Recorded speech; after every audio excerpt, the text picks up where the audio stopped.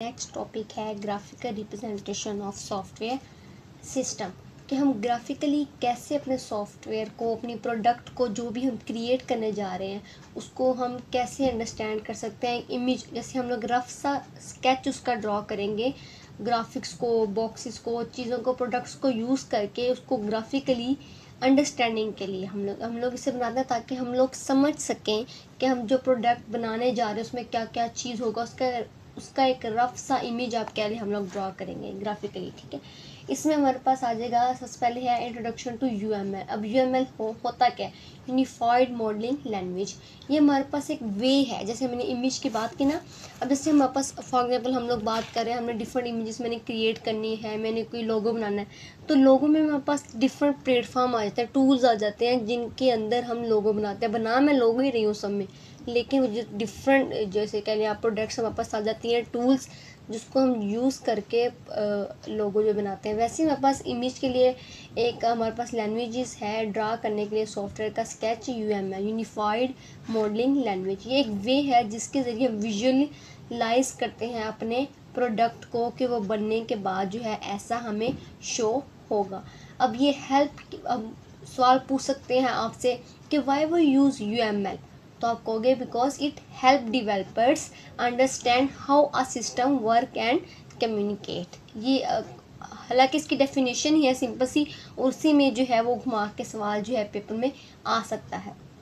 अगर हम देखें तो हमारे पास टाइप, अब हमारे अगर हम इसको रिवाइज करें दूसरे टॉपिक्स में, अब ये देखें हमारे पास ग्राफिकल रिप्रेजेंटेशन, अगर आप ये वाली डेफिनेशन करना चाहें तो इसका मीन्स क्या है? Showing software system using diagram. Graphically कहते हैं कि चीज़ों को ग्राफिकली इमेजेस को, चीज़ों को यूज़ करके, boxes, square, rectangular, actor, shade, diagrams, उनको यूज़ करके हम लोग अपने प्रोडक्ट को जो है वो खुद भी समझो। और अगर हम किसी को टीम वर्क में वर्क कर रहे हैं तो अपने टीम मेंबर्स को भी उस इमेज के ज़रिए, स्केच के ज़रिए हम लोग अपने जो भी कॉन्सेप्ट हम देना चाह रहे हैं उसको समझा सके। ठीक है, तो हमारे पास ये क्या है कि showing software system using diagram, this makes complex system easier to understand. अब इसका मकसद क्यों है वो भी पूछ सकते हैं कि why graphical representation of software system use, because आप कहोगे it makes complex system easier to understand, explain and manage. अब हमारे पास सबसे पहले यूएमएल होता क्या है, इसकी एब्रीविएशन मस्ट है। सबसे पहले आप इसकी एब्रीविएशन लिखिए। अब वही वे, ये क्या है? स्टैंडर्ड वे है to show the design of a software system using diagram. अब ये हेल्प करता है डेवलपर्स को अंडरस्टैंड करने के लिए, plan how a system work, के कैसे सिस्टम जो है हमारा वर्क करेगा। अब यूएमएल डायग्राम हमारे पास जो है वो 4 तरह की होती हैं। यूज़ केस होता है हमारे पास क्या होता है? यूज़ केस होता है, सीक्वेंस डायग्राम होती है, और एक्टिविटी डायग्राम होती है, और क्लास डायग्राम होती है। ठीक है, अब जो इसमें से ये 3 है, यूज़ केस, सीक्वेंस और एक्टिविटी, ये हमारी 3 जो है ये बिहेवियर डायग्राम है। और क्लास हमारे पास जो है ये हमारे पास है स्ट्रक्चर डायग्राम। ठीक है, अब स्ट्रक्चर डायग्राम जो है वो स्टैटिक होती हैं, और जो बिहेवियर डायग्राम है वो हमारे पास डायनामिक होती है। ठीक है, अब हम देखा जाए हमारे पास there are different types of UML diagram that show various part of the system. हमारे पास इसमें क्या है? डिफरेंट टाइप्स हैं। सबसे पहले जो टाइप हमारे पास वो आ जाती है यूज़ केस डायग्राम। यूएमएल के अंदर इसकी पहली टाइप आ जाती है हमारे पास यूज़ केस डायग्राम। ठीक है, ये आप जो हमने अभी ये देखा, इसको आप जो है ड्रा कर सकते हैं अपने पेपर में। इसको आप ट्री फॉर्म में ड्रा करें। उसके बाद जो हमारे पास यूज़ केस क्या देते हैं? Use case show how user interact with the system, कि यूज़र जो है वो सिस्टम को इंटरेक्ट कैसे करेगा, उसको यूज़ कैसे करेगा आप कह लें। ठीक है, they help in understanding what the system should do from the user point of view. ये जो बनती है ये यूज़र पॉइंट ऑफ व्यू से बनती है।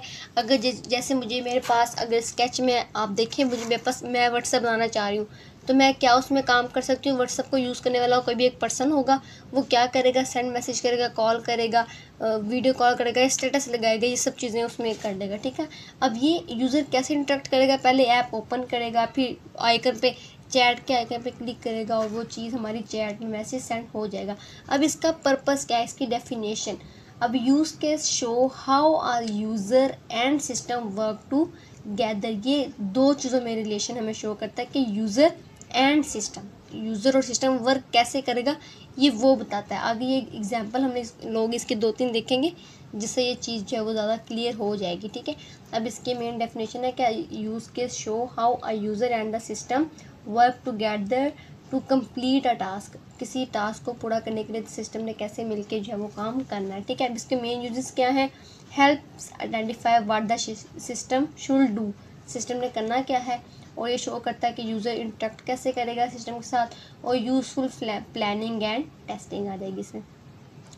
अब जैसे यहाँ पे हमारे पास देखें ये बनी हुई है हमारे पास इमेज, ये लाइब्रेरी है। अब सोचें मैंने एक ऐप बनानी है लाइब्रेरी के लिए। अब देखें आपके लाइब्रेरी में कोई ना कोई एक टीचर ऐसा होता है जो आपको बुक जो है वो बोरो करने के लिए देता है, फिर आप उसको बुक रिटर्न करते हैं।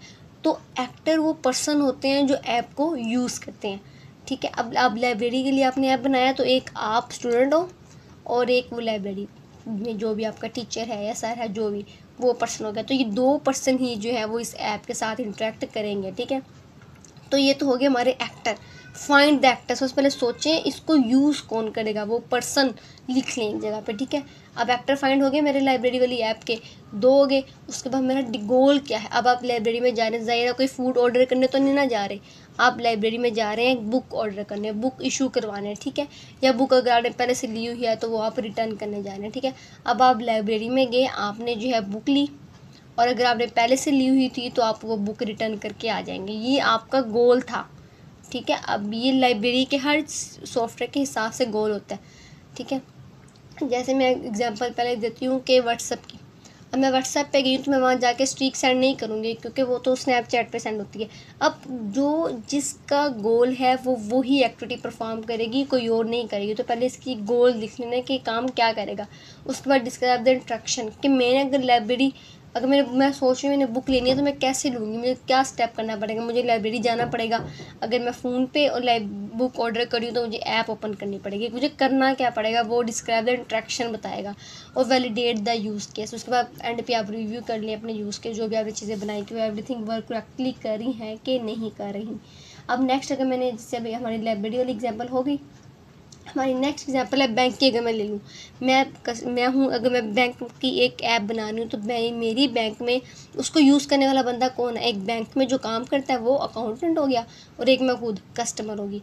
तो मैं जाऊँगी, मैंने अपना अकाउंट बनवाना है तो मेरा पहले एक्टर भी फाइंड कर लिए मैंने, अब अपने गोल फाइंड करूँगी। बैंक के हिसाब से मेरा क्या गोल है, मैं अपना अकाउंट ओपन करूँगी, अगर मैंने डिपॉजिट करवाने हैं पैसे वो करवाऊँगी, विड्रॉ करवाने हैं तो वो करवाऊँगी, और मैं क्लोज अपना अकाउंट करवा लूँगी।